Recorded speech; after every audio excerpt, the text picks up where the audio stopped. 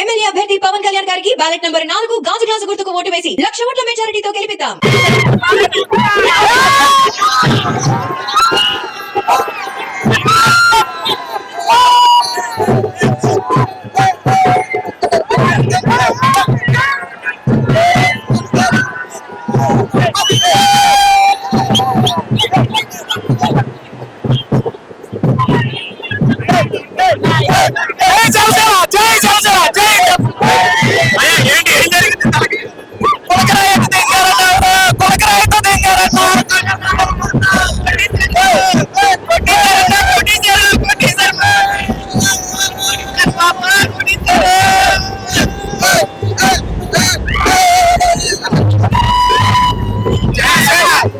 జై జనసేన జై పవన్ కళ్యాణ్ అందరూ జై జనసేన జై పవన్ కళ్యాణ్. పవన్ కళ్యాణ్ గారిని ఓటేసి సంవత్సరం ఎలాగైనా గెలిపించుకోవాలని విధానంతో మీ అందరం ఇక్కడికి వచ్చాం. ఈసారి తప్పకుండా గెలిపించుకుంటాం. మరి యువత ఎంతో మంది ఇక్కడ ఉద్యోగాలు లేని వాళ్ళు ఉన్నాం. అందరూ తప్పకుండా ఈ సంవత్సరం జాబ్ కొట్టాలని మటుకు మన జనసేన తరపున ప్రభుత్వం వస్తే బాగుంది. మెజారిటీతో ఈసారి పవన్ కళ్యాణ్ గారు జగన్మోహన్ రెడ్డి పరిపాలన ఎలా అనిపించింది? ఇప్పుడు వచ్చే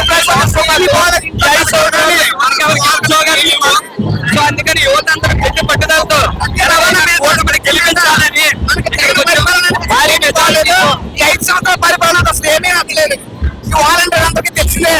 మనకి ప్రభుత్వం అంటే మళ్ళీ మన జనసేన ప్రభుత్వం పక్కా జనసేన జై జనసేన. మళ్ళీ జగన్మోహన్ రెడ్డి వస్తే పరిస్థితి ఏంటంటాం? మళ్ళీ కానీ జగన్మోహన్ రెడ్డి వచ్చి దేశాన్ని నమ్మేస్తారన్న తప్పకుండా. సో ఈసారి మాత్రం కూటమి తప్పకుండా గెలుస్తుంది. మనందరి బతుకులు బాగుపడతాయని మీకు గట్టిగా చెప్పగలం. Thank you. ఏంటి ఎలా అనిపించింది జగన్మోహన్ రెడ్డి గారి 5 ఏళ్ల పరిపాలన? జగన్ రెడ్డి గారి కన్నా ముందు మా ఏరియాలో మనకి మన చేస్తున్న ఎమ్మెల్యేగా చేసిన అదీప్ రాజు గారు అండి. అదీప్ రాజు గారి వ్యక్తి మొన్నటిదాకా మాకు తెలియదు. ఎవరో వాళ్ళ నోట ఈ నోట వినడం తప్ప మాకు అదీప్ రాజు గారు ఒక వ్యక్తి ఎమ్మెల్యేగా ఉండడం మాకు తెలియదండి. కానీ ఈ అంతపాలని అంటే అరాచకాలు అంటగట్టడానికి ఇప్పుడు మన పవన్ కళ్యాణ్ ఒక అడుగు ముందుకేసి పంచకాల రమేష్ బాబు గారికి ఒక ఛాన్స్ ఇచ్చారండి. అది ఖచ్చితంగా యువకులు కూడా నిలబెట్టి అతనికి దిగ్విజయంగా గెలిపించుకొని అతని అసెంబ్లీకి తీసుకునే పూజ మేము తీసుకుంటామని మేము కోరుకుంటాం సార్. మీకు చెప్పండి, ఈసారి జనసేన ఇక్కడ వస్తే ఎలాంటి ఇంపాక్ట్ ఉంటుంది అంటారు? చాలా బాగుంటది. పవన్ కళ్యాణ్ గారు కోరి మరి వెతికి మరి పెట్టిన అభ్యర్థి పంచకాల రమేష్ బాబు గారు. అతనికి అస్సలు ఇప్పుడు వచ్చి ఏ స్కామ్ కూడా లేదు. ప్రతి ఒక్కరి నోట కూడా పంచగల్ల భారీ మెజార్టీతో గెలుస్తారు. ఇప్పుడు వచ్చి ఇండియన్ రాజకీయాల్లో కూడా ఇంత భారీ మెజార్టీతో గెలిచే వ్యక్తిని ఎవరు కూడా చూసుండ్రు.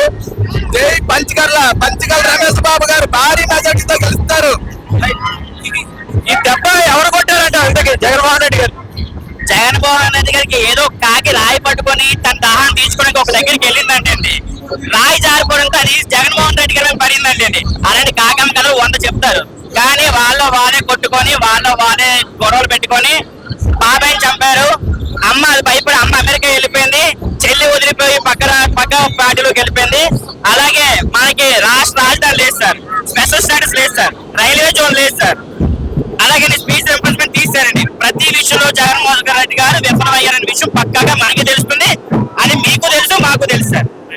సార్ మళ్ళీ వస్తే పరిస్థితి ఏంటంటావు జగన్మోహన్? మళ్ళీ వస్తే లేదు సార్, బీహార్ అయిపోతే మేము బీహార్ వెళ్ళిపోతాం. నేను బ్యాంక్ లో జాబ్ చేస్తున్నాను. బ్యాంక్ లో HDFC బ్యాంక్ బీహార్ లో ఉందో చూసుకుని బీహార్ వెళ్ళిపోవాలని ప్లాన్ చేస్తున్నాను సార్. అండ్ మా ఫ్యామిలీ కూడా తీసుకెళ్ళిపోయి ప్లాన్ చేస్తున్నాను బీహార్.